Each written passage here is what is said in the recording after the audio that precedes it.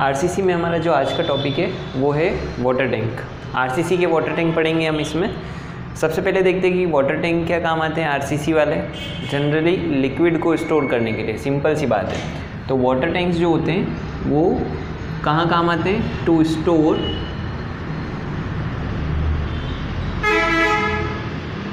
Liquid को store करने के लिए आरसीसी वाले वाटर टैंक जो होते हैं वो काम में आते हैं।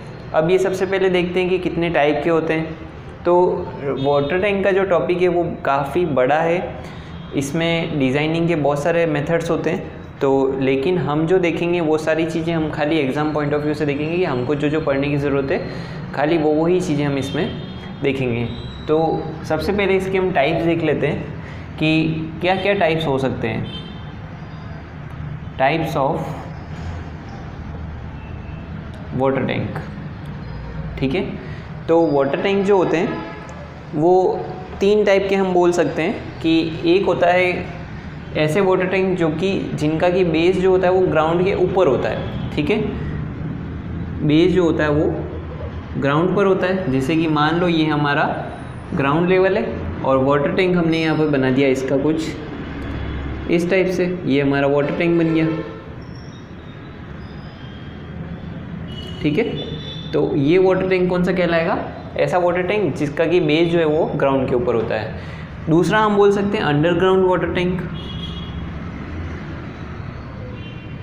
ठीक है। अंडरग्राउंड वाटर टैंक क्या होंगे? ऐसे टैंक जिनका कि बेस जो होता है वो ग्राउंड से नीचे होता है या फिर वो टोटली जो होते हैं वो ग्राउंड के नीचे कुछ इस टाइप से बनाए हुए होते हैं, ठीक है। फिर उसके बाद आता है तीसरा टाइप ओवरहेड या फिर एलिवेटेड वाटर टैंक, ठीक है। ओवरहेड या एलिवेटेड वाटर टैंक कौन से होते हैं? जो कि ग्राउंड लेवल से किसी ऊंचाई पर बनाए जाते हैं। उनको हाइट प्रोवाइड करने के लिए उनके नीचे कॉलम्स देके और उन स्ट्रक्चर को जो है वो हाइट प्रोवाइड की जाती है कुछ इस टाइप से। तो ये मान लीजिए सपोर्ट है और इसके ऊपर टैंक बना हुआ है, तो ये कहलाएगा ओवरहेड या फिर एलिवेटेड वाटर टैंक। जो घरों में छतों के ऊपर जो टैंक होते हैं आरसीसी या फिर मेसोनरी के, वो भी सारे हम उनको ओवरहेड वाटर टैंक ही बोलते हैं। मतलब कि ग्राउंड से ऊपर उठे हुए जो भी होंगे वो सारे एलिवेटेड या फिर ओवरहेड वाटर टैंक कहलाएंगे। अब इन वाटर टैंक में भी 2 नाम आते हैं कि एक नाम आता है इसी में OHSR, ठीक है। ये क्या मतलब होता है कि जब इन वाटर टैंक्स का यूज़ किसी सर्विस पर्पस से होता है कि किसी बड़े एरिया में वाटर सप्लाई करने के लिए या फिर किसी इंडस्ट्री में अगर इनका यूज़ हो रहा है, तो एक तरीके से यूँ कह सकते हैं कि ओवरहेड वाटर टैंक का ही दूसरा नया नाम है। तो वो होता है OHSR। इसको फुल फॉर्म बोलेंगे ओवरहेड सर्विस रिजर्वायर, ठीक है। ओवरहेड सर्विस रिजर्वायर इसको बोलेंगे। और एक आता है INTZ type, INTZ type water tank, ठीक है। ये क्या होते हैं? जब OHSR जो होते हैं उनकी कैपेसिटी बहुत ज़्यादा होती है, हायर कैपेसिटी के जो टैंक होते हैं, मिलियंस ऑफ लीटर पानी जो है वो इनमें कैपेसिटी इनकी होती है, तो उन टाइप के टैंक्स को हम बोलते हैं INTZ टाइप वाटर टैंक। और जनरली जो ये वाले वाटर टैंक होंगे जिनका कि यूज़ किसी पर्टिकुलर किसी एरिया में या फिर कॉलोनी में सप्लाई करने के लिए यूज़ होता है, तो वो वाटर टैंक ये वाले कहलाते हैं, ठीक है। तो ओवरहेड वाले में 2 नाम और हमारे पास आ गए, एक OHSR और एक INTZ, ठीक है। तो ये थे हमारे वाटर टैंक के टाइप। अब इसमें हम इनके प्लान के अकॉर्डिंग भी अलग अलग टाइप के वाटर टैंक हो सकते हैं। कैसे? सबसे पहले बात करें तो ये टैंक रेक्टेंगुलर हो सकते हैं, स्क्वायर हो सकते हैं और सर्कुलर हो सकते हैं। प्लान में देख रहे हैं ऊपर से।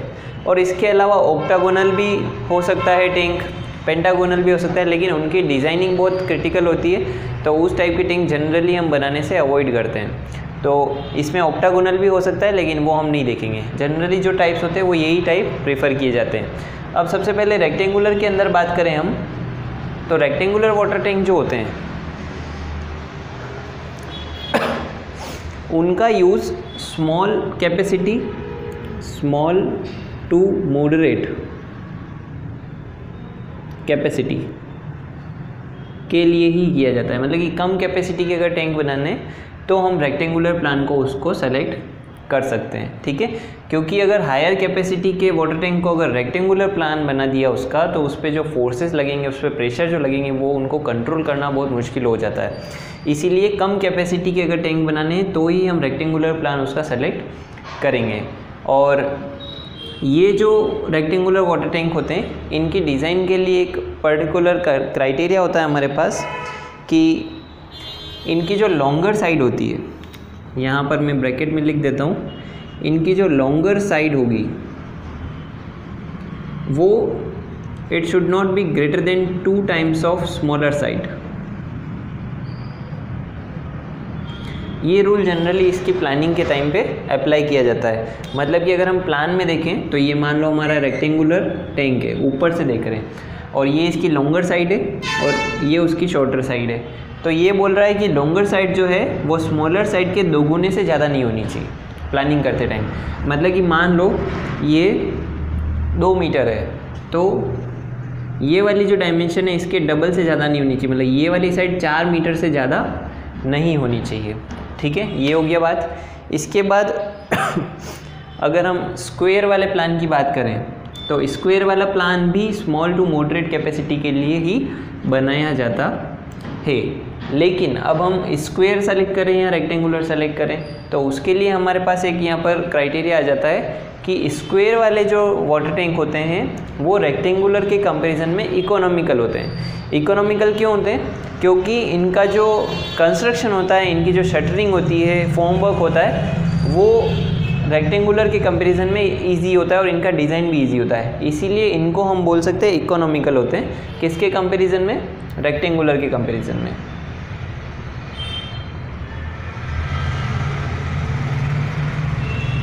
ठीक है। इसके बाद हम बात करते हैं सर्कुलर वाले की।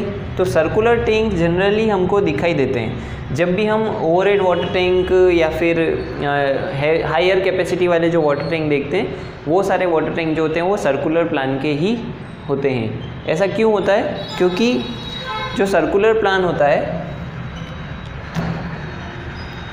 तो सर्कल जो होता है वो किसी भी फोर्सेस को इजीली जो है वो उनको कैरी कर सकता है, क्योंकि उसकी जो सरकमफ्रेंस होती है उस पर जो प्रेशर लगेगा तो वो इवनली जो होता है वो सारी साइड्स पर डिस्ट्रीब्यूट हो जाता है, और उस वजह से उनका जो है वो डिज़ाइनिंग और उनका लोड ट्रांसफ़र आसानी से किया जा सकता है और हैवी लोड्स को भी ये आसानी से झेल जाते हैं। इसीलिए हायर कैपेसिटी के लिए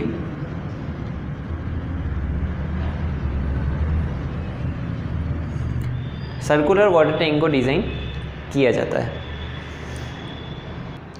लेकिन ये वाले जो वाटर टैंक होते हैं सर्कुलर, वो अगर हम लोअर कैपेसिटी वाले के लिए भी यही बनाने चाहें तो वो फिर अनइकोनॉमिकल हो जाता है। अनइकोनॉमिकल होगा किस कंडीशन में? स्मॉलर कैपेसिटी के लिए, कि हम छोटी कैपेसिटी के लिए भी अगर सर्कुलर टैंक बनाने चाहें तो वो काफ़ी अनइकोनॉमिकल होता है। उसकी जो शटरिंग होती है और उसका जो डिज़ाइन होता है वो थोड़ा टिपिकल होता है। अब हम बात करते हैं वाटर टैंक को डिज़ाइन करने के लिए कौन से कोड्स और कौन से मेथड को यूज़ किया जाता है। तो हमारे पास आरसीसी में 2 मेथड होते हैं, लिमिट स्टेट मेथड और वर्किंग स्ट्रेस मेथड। ठीक है। सबसे पहले अगर लिमिट स्टेट मेथड की बात करें तो लिमिट स्टेट मेथड में वाटर टैंक को अगर आपको डिज़ाइन करना है तो उसको limit state method of collapse के अकॉर्डिंग तो डिज़ाइन करेंगे, और उसमें फिर limit state method of serviceability के अकॉर्डिंग चेक्स लगेंगे। ठीक है। कोलैप्स का मतलब होता है स्ट्रेंथ क्राइटेरिया, कि मतलब हम स्ट्रेंथ के अकॉर्डिंग तो उसको डिज़ाइन करेंगे, और सर्विसिबिलिटी का मतलब होता है डिफ्लेक्शन, क्रैकिंग और वो सारी चीज़ें। तो हम स्ट्रेंथ के अकॉर्डिंग तो टैंक को डिज़ाइन करेंगे और फिर सर्विसिबिलिटी के अकॉर्डिंग उसके चेक लगाएंगे। जैसे कि हमने स्लैब में पढ़ा था, स्लैब में हम क्या करते हैं, limit state method of serviceability के अकॉर्डिंग तो डिज़ाइन करते हैं और फिर उसमें limit state method of collapse का चेक लगाते हैं। तो वो वहाँ पर उल्टा होता है, यहाँ पर इस टाइप से होता है। ठीक है। लेकिन हमको ये पता है कि वाटर टैंक जो डिज़ाइन होता है उसके लिए हमको वर्किंग स्ट्रेस मेथड का ही यूज़ करना होता है। आज भी जो मेथड यूज़ होता है वो वर्किंग स्ट्रेस मेथड ही यूज़ होता है। किसके लिए? वाटर टैंक डिज़ाइन के लिए। ऐसा क्यों होता है? तो उसके पीछे एक रीज़न है कि जो लिमिट स्टेट मेथड होता है उसके अंदर क्रैकिंग को कंट्रोल करने के लिए, किसी भी स्ट्रक्चर में आने वाली क्रैकिंग को कंट्रोल करने के लिए जो क्लोज दिए हुए, जो प्रोविज़न दिए हुए हैं वो सफिशेंट नहीं होते हैं। किसके लिए? वाटर टैंक के लिए। क्यों? क्योंकि लिमिट स्टेट मेथड जो होता है उसमें क्रैकिंग को कंट्रोल करने के लिए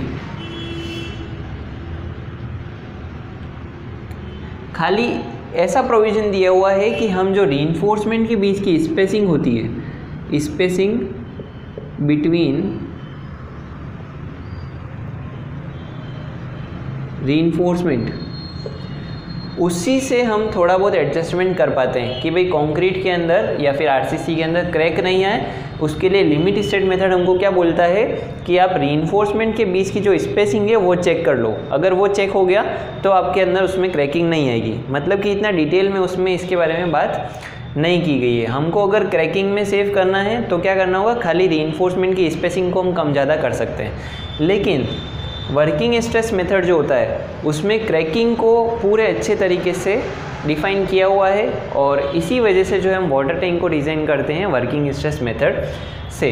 ठीक है, तो क्योंकि हमको पता है कि जो भी वाटर रिटेनिंग स्ट्रक्चर होते हैं जिनमें कि लिक्विड को या फिर पानी को स्टोर करना होता है उसमें क्रैक की बहुत बड़ा रोल होता है। क्योंकि अगर क्रैक्स आ गए वाटर रिटेनिंग स्ट्रक्चर में तो वो पूरा स्ट्रक्चर फेल हो सकता है। तो उस वजह से हम वर्किंग स्ट्रेस मेथड को यूज़ करते हैं जिसमें कि प्रॉपर हम क्रैकिंग को कंट्रोल और उसके चेक लगा सकते हैं वाटर टैंक को डिज़ाइन करने के लिए। और वर्किंग स्ट्रेस मेथड में भी हम जो कोड यूज़ करेंगे, अब जैसे कि हमको पता है लिमिट स्टेट मेथड में हम IS 456 को यूज़ करते हैं अभी, ठीक है।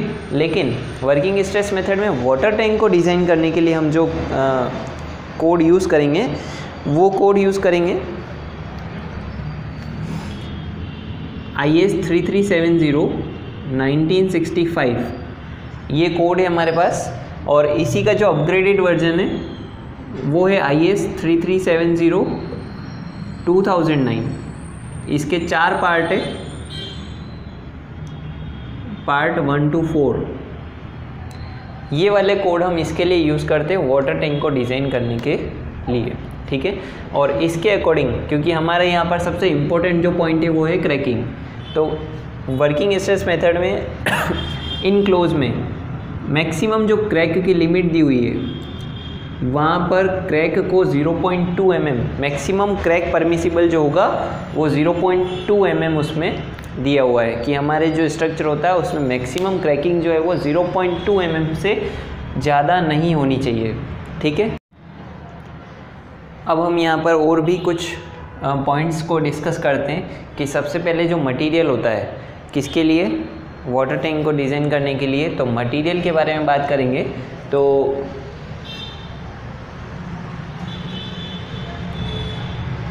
जो भी मटेरियल का सिलेक्शन है वो हम किसके अकॉर्डिंग करेंगे, एज़ पर IS 456।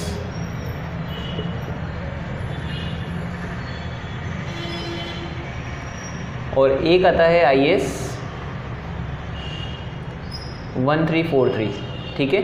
ये है रीइंफोर्स्ड कंक्रीट के लिए। तो जो भी मटेरियल के लिए हम रेफ़र करेंगे वो इन कोड्स के अकॉर्डिंग प्रोविजंस रेफ़र करेंगे। उसके बाद आता है इसमें हम जो वाटर टैंक को डिज़ाइन करते हैं, तो वाटर टैंक को डिज़ाइन करने के लिए जो हम एक्सपोजर को मानते हैं, तो उसके लिए जो एक्सपोजर मानेंगे वाटर टैंक को किस एक्सपोजर के लिए डिज़ाइन करना चाहिए। तो हमको पता है कि हमारे पास कुछ कोड ने एक्सपोजर्स डिसाइड किए हुए हैं कि एक होता है mild, moderate, severe, very severe और फिर एक्सट्रीम। ये कुछ हमको एक्सपोजर की कंडीशंस हमको कोड में दी हुई है।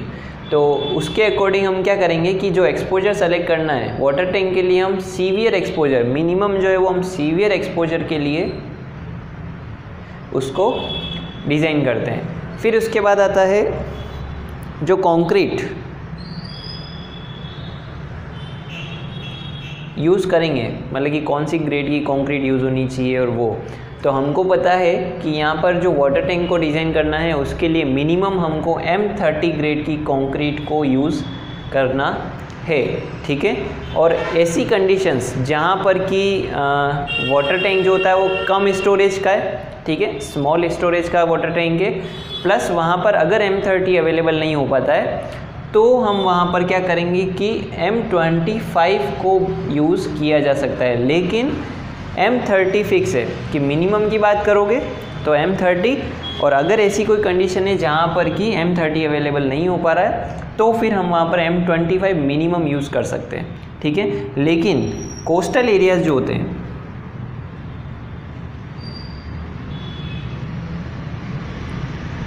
कोस्टल एरियाज़ में तो आपको मिनिमम M30 ग्रेड की कंक्रीट ही यूज़ करनी है इसमें। फिर इसके बाद बात करते हैं कि कंक्रीट की ही बात की हमने, तो यहाँ पर जो मिनिमम सीमेंट कंटेंट होता है, सॉरी मैक्सिमम सीमेंट कंटेंट, क्योंकि हमको पता है कि सीमेंट जो होता है वो फाइन मटेरियल होता है और स्ट्रक्चर में क्रैकिंग को लाने के लिए ये ज़्यादा जिम्मेदार होता है। जितना ज़्यादा फाइन पार्टिकल्स होंगे हमारी कंक्रीट के अंदर उतनी ही ज़्यादा क्रैकिंग आने की संभावना होगी। तो यहाँ पर हमको जो मैक्सिमम सीमेंट कंटेंट प्रेफर किया हुआ है वो किया हुआ है 400 kg 400 kg पर क्यूबिक मीटर, इससे ज़्यादा नहीं होना चाहिए। हमको जो नॉर्मल कंक्रीट होती है, नॉर्मल RCC IS 456 में हमको जो बताया गया है वो 450 kg है, मैक्सिमम 450 kg पर क्यूबिक मीटर। लेकिन क्योंकि हमारा यहाँ पर जो मेन फोकस है वो क्रैकिंग के ऊपर है, तो उस वजह से हम यहाँ पर इसको थोड़ा सा कम कर देते, फाइन मटेरियल को कम करेंगे और वो लेंगे हम कितना, 400 kg पर क्यूबिक मीटर। और अब हम आगे बात करते हैं कि ये जो क्रैकिंग होती है हमारे स्ट्रक्चर में, वो क्रैकिंग किस कारण से होती है।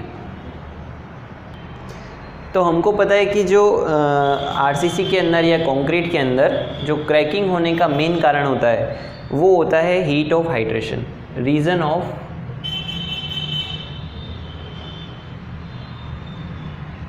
क्रैकिंग या फिर क्रैक्स।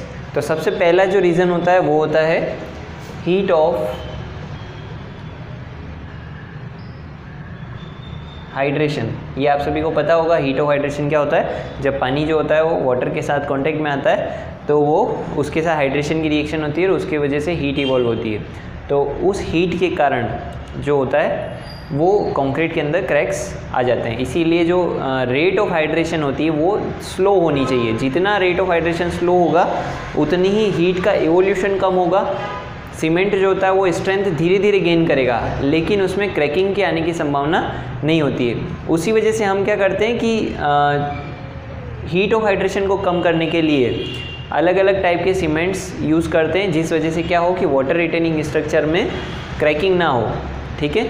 और उस वजह से जो है PPC यूज़ किया जाता है जनरली, हमको पता है, पोर्टलैंड पोज़ोलाना सीमेंट, जिसमें ये पोज़ोलानिक मटेरियल होता है जो कि रेट ऑफ हाइड्रेशन को स्लो डाउन कर देता है और हीट ऑफ हाइड्रेशन को कम कर देता है। तो पहला जो कारण होता है, मेन रीज़न जो होता है वो हमारे स्ट्रक्चर में क्रैकिंग का, वो होता है हीट ऑफ हाइड्रेशन।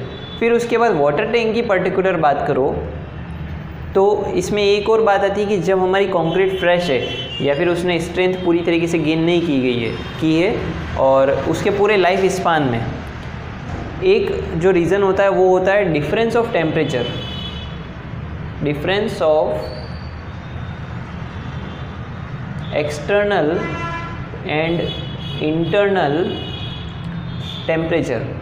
क्यों ऐसा क्यों होता है? क्योंकि देखो वाटर टैंक जो होता है वो अंदर से पानी भरा होता है उसके अंदर, ठीक है, और बाहर से जो होता है वो हीट के एक्सपोजर में होता है, मतलब कि उस पर सनलाइट पड़ती है, उसके ऊपर विंड का इफेक्ट आता है। तो उस वजह से कंक्रीट के अंदर की जो सरफेस होती है और कंक्रीट के बाहर की जो सरफेस होती है, उन दोनों सरफेसेस के बीच में टेम्परेचर का काफ़ी ज़्यादा वेरिएशन होता है। और एक और बात, जब अंदर की बात करें, खाली अंदर की बात करें, तो इंटरनल सरफेस पे वाटर का लेवल चेंज होता रहता है, कभी वाटर लेवल ज़्यादा होता है, कभी टैंक फुल भरा हो सकता है, कभी पूरा खाली भी हो सकता है। तो उस वजह से भी वाटर का जो कांटेक्ट है अंदर वाली सरफेस पे वेरी करता जाता है और उस वजह से भी अंदर के टेम्परेचर में भी चेंजेस होते रहते हैं। उस वजह से कंक्रीट के अंदर क्रैक्स आने की संभावना पूरी होती है। तो उसको रोकने के लिए, अब कंक्रीट में क्रैक्स को रोकने के लिए हमको क्या क्या करना चाहिए, तो उसको हम डिस्कस करते हैं अब। तो यहाँ पर कुछ पॉइंट्स है क्रैकिंग से बचने के लिए हमको क्या क्या प्रोविजंस कर सकते हैं। उसके लिए सबसे पहला पॉइंट है reducing water cement ratio. Concrete के अंदर वाटर सीमेंट रेशियो को कम करके भी हम क्रैकिंग से बच सकते हैं। सेकंड है in case of high wind temperature and low humidity cover the concrete bye plastic. मतलब कि अगर आपकी जब कास्टिंग हो रही है वाटर टैंक की, तब हाई विंड है, टेम्परेचर भी हाई है और लो ह्यूमिडिटी है, मतलब कि बाहर जो ह्यूमिडिटी है पानी में हवा में पानी की मात्रा वो कम है, तो तब जो होगा आपकी कंक्रीट बहुत जल्दी से ड्राई होगी, उसमें हाइड्रेशन की रिएक्शन बहुत फास्ट होगी और जो अंदर उसका पानी है वो जल्दी से बाहर निकल जाएगा। तो उसको कम करने के लिए हम उस कंक्रीट को प्लास्टिक से कवर कर सकते हैं। फिर होता है avoid sudden change in temperature in early age. जब अर्ली एज में हमारी कंक्रीट है पूरी तरीके से उसने स्ट्रेंथ गेन नहीं की है, तो उस समय हमको सडन चेंज इन टेम्परेचर को अवॉइड करना चाहिए। मतलब क्या है कि अचानक से टेम्परेचर जो है कंक्रीट का चेंज नहीं होना चाहिए। मान लीजिए ऐसा है कि जब कंक्रीटिंग हमने कर दी और उसके बाद जब क्यूरिंग करने का टाइम आया तो हमने एक टाइम तक तो कंक्रीट को पूरी तरीके से सूखने दिया, उसके बाद पूरी सरफेस उसकी सूख गई और फिर उसके बाद हम अचानक से उसकी क्यूरिंग कर रहे हैं, तो उस वजह से उसका टेम्परेचर सडन चेंज हो जाएगा। तो उसको भी हमको प्रिवेंट करना चाहिए। उसको कंक्रीट को पूरे टाइम उसको गीला रखा जाना चाहिए और हर टाइम उस पर क्यूरिंग का जो वाटर है वो रुका हुआ रहना चाहिए वाटर रिटेनिंग स्ट्रक्चर में। फिर होता है प्रोवाइड मूवमेंट जॉइंट्स। हम वाटर टैंक के अंदर आरसीसी में भी मूवमेंट जॉइंट्स प्रोवाइड कराते हैं जिससे कि हम क्रैकिंग से बच सकते हैं। मूवमेंट जॉइंट्स क्या होते हैं वो हम बाद में थोड़ी देर बाद डिस्कस करते हैं। इसके बाद है slowing down rate of filling initially. जब वाटर टैंक हमारा कम्प्लीटली बन चुका है और उसको जब पानी से भरने की बारी आती है, तब उस पानी को भरने के लिए स्पीड से उसको नहीं भरा जाना चाहिए। उसकी भी एक लिमिट है कि आपको जो वाटर टैंक में पानी भरना है वो 1 मीटर पर 24 आवर, मतलब कि आपको पानी का जो उसमें फिलिंग करनी है वो इस टाइप से करनी है कि 24 घंटे में उसमें 1 मीटर हाइट तक का ही पानी भरे। तो ये लिमिट है उसमें कि 1 मीटर पर 24 आवर ही आपका वाटर उसमें डिस्चार्ज होना चाहिए। और फिर होता है इसमें लिमिटिंग स्ट्रेसेस, मतलब कि कंक्रीट और स्टील में आने वाले स्ट्रेसेस को अगर हम लिमिट कर दें, मतलब कि कम कर दें, एक पर्टिकुलर लिमिट से ज़्यादा ना होने दें, तो भी उसमें आने वाले क्रैक्स को हम रोक सकते हैं। तो सबसे पहले लिमिटिंग स्ट्रेसेस को देख लेते हैं कि ये स्ट्रेसेस की वैल्यू कितनी है। तो यहाँ पर हमको लिमिट्स दी हुई है कि जो स्ट्रेसेस होती है वो मैक्सिमम कितनी होनी चाहिए। तो सबसे पहले अगर हम कंक्रीट की बात करें तो कंक्रीट में अगर डायरेक्ट टेंशन की बात करो, कंक्रीट के अंदर डायरेक्ट टेंशन, ठीक है, तो उसमें हमको 2 वैल्यूज़ दी हुई है। M20 कंक्रीट के लिए 1.2 न्यूटन पर mm² और M25 के लिए 1.3 न्यूटन पर mm²। और अगर हम वही बात फ्लेक्सुरल टेंशन की बात करो, कंक्रीट के अंदर 2 टाइप से टेंशन आ सकते हैं। कंप्रेस, क्योंकि कंप्रेशन में तो क्रैक्स आएंगे नहीं, टेंशन की बात करेंगे तो टेंशन 2 टाइप से हो सकता है, डायरेक्ट टेंशन या फिर फ्लेक्सुरल टेंशन। डायरेक्ट टेंशन क्या होता है, जिसमें कि हम कंक्रीट को सीधा खींचते हैं, और फ्लेक्सुरल टेंशन में जब कंक्रीट बेंड होती है तो बेंडिंग की वजह से जो टेंशन आता है वो कहलाता है फ्लेक्सुरल टेंशन। तो फ्लेक्सुरल टेंशन में इसमें जो लिमिट की हुई है वो M20 कंक्रीट के लिए तो है 1.7 और M25 के लिए 1.8, ठीक है।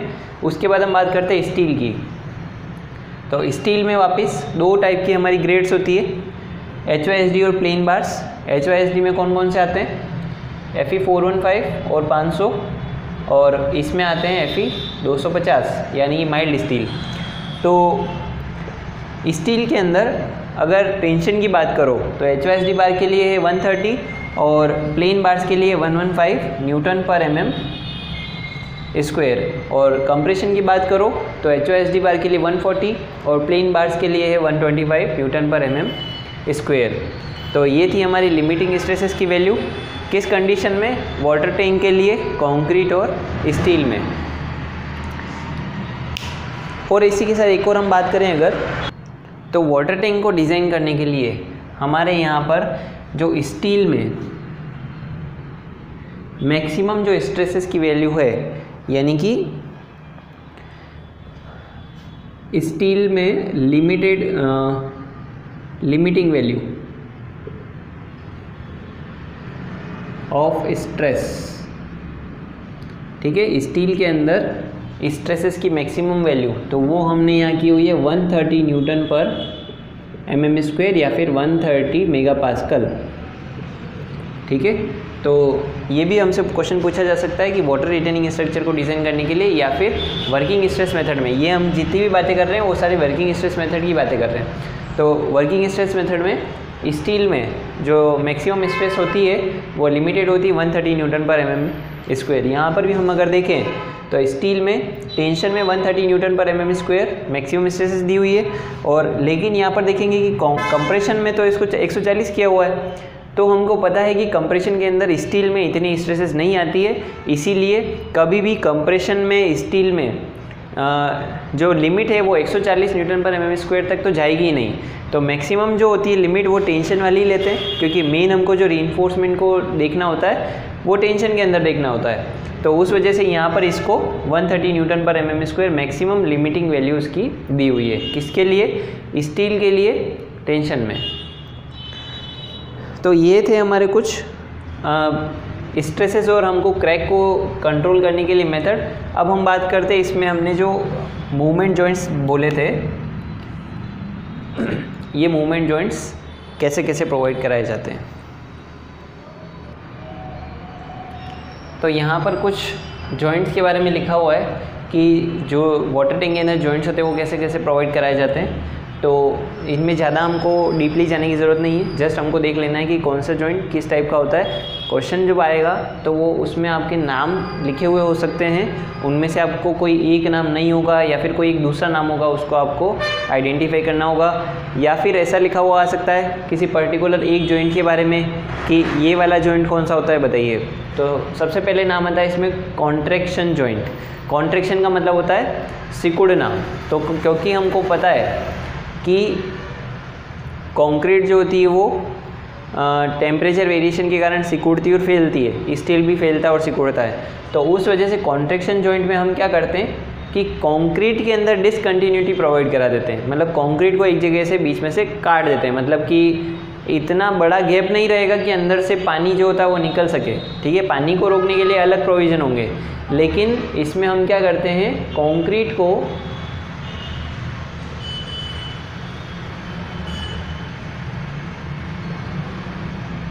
डिसकंटिन्यू कर देंगे। कैसे? इसका अगर डायग्राम बनाए तो ये मान लो हमारा एक कंक्रीट का बेस है या फिर कोई भी मान लो, ठीक है। ये हमारी कंक्रीट है और इसके अंदर जो रीइंफोर्समेंट है वो कुछ इस टाइप से डाल देते हैं। ये हमारा रीइंफोर्समेंट जा रहा है मान लो इसमें इस टाइप से, ठीक है। तो हम क्या करेंगे कि यहाँ से बीच में से कंक्रीट में एक डिसकंटिन्यूशन प्रोवाइड करा देंगे, मतलब एक कट प्रोवाइड करा देंगे। कंक्रीट यहाँ से सेपरेट है, अलग अलग आपस में कनेक्टेड नहीं है। लेकिन जो रीइंफोर्समेंट है, रीइंफोर्समेंट नहीं करता है, रीइंफोर्समेंट कंटिन्यू जाता है, तो इसको बोलते हैं हम कॉन्ट्रैक्शन जॉइंट। और फिर हम अगर बात करें कि अगर यहाँ पर हमने क्रैक दे दिया, अगर कट लगा दिया तो वाटर यहाँ से लीकेज हो सकता है। तो उसके रोकने के लिए हम सीलिंग एजेंट्स हमारे पास आते हैं, वो हम प्रोवाइड कराते हैं उस जगह पर। और यहाँ पर बीच में एक वाटर बार भी होती है, वाटर बार जिसको बोलते हैं, एक स्ट्रिप होती है जिसको कि हम यहाँ पर इस टाइप से प्रोवाइड कराते हैं।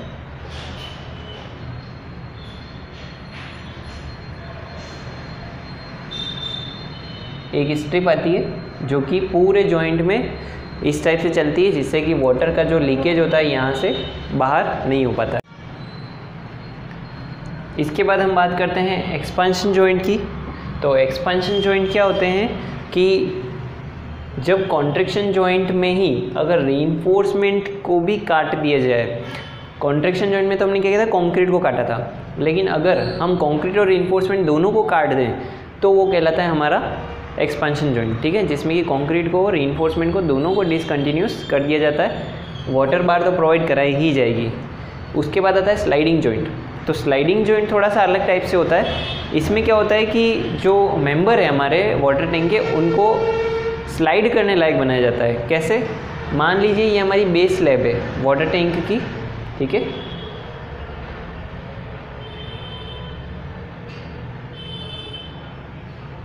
और यहाँ पर इसकी वर्टिकल वॉल जो है वो इस टाइप से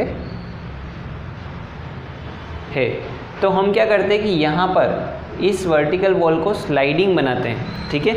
और स्लाइडिंग बनाने के बाद यहाँ पर क्या करते हैं, बीच में फिलिंग मटेरियल फिल कर देते हैं वाटरप्रूफिंग के लिए। और फिर उसके ऊपर जो होता है वो कुछ इस टाइप की एक स्ट्रिप जॉइंट के यहाँ पर लग जाती है। तो इस टाइप से एक कनेक्शन कनेक्ट हो जाता है और उससे क्या होता है कि वाटरप्रूफिंग भी हो जाती है, पानी भी बाहर नहीं निकलता है, और हॉरिजॉन्टल और वर्टिकल जो वॉल होती है उन दोनों के बीच में स्लाइडिंग कनेक्शन बन जाता है। उसके बाद आता है कंस्ट्रक्शन जॉइंट। तो कंस्ट्रक्शन जॉइंट जो होते हैं वो इन तीनों से अलग टाइप के होते हैं। ये तीनों एक पर्टिकुलर एक टाइप के हैं। और उसके बाद जो कंस्ट्रक्शन जॉइंट आता है, तो कंस्ट्रक्शन जॉइंट को बनाने के लिए पूरे मेंबर के अंदर डिसकंटिन्यूटी प्रोवाइड करा दी जाती है, जैसे कि हम स्लैब्स में प्रोवाइड कराते हैं। जब बड़े बड़े स्ट्रक्चर होते हैं, बड़ी बड़ी स्लैब होती है जिनका एरिया काफ़ी ज़्यादा होता है, तो उनमें स्लैब में बीच में हम कंस्ट्रक्शन जॉइंट यानी कि उनको एक्सपांशन जॉइंट भी बोल सकते हैं, वो प्रोवाइड कराए जाते हैं। तो उसमें क्या किया जाता है, पूरी स्लैब को ही बीच में से पूरा डिसकंटिन्यू कर दिया जाता है और उसके अंदर फिर फिलिंग मटेरियल फिल कर दिया जाता है। और फिर आते हैं टेम्परेरी ओपन जॉइंट। तो ये दोनों जॉइंट जो है वो ज़्यादा इंपॉर्टेंट नहीं है हमारे, हमको जो तीनों याद रखने हैं वो पहले वाले तीनों ही याद रखने हैं। तो ये थे हमारे वाटर टैंक से रिलेटेड कुछ टॉपिक्स। इसके बाद नेक्स्ट लेक्चर में भी इसी की डिज़ाइन से रिलेटेड जो क्राइटेरियाज होते हैं उनकी हम स्टडी करेंगे।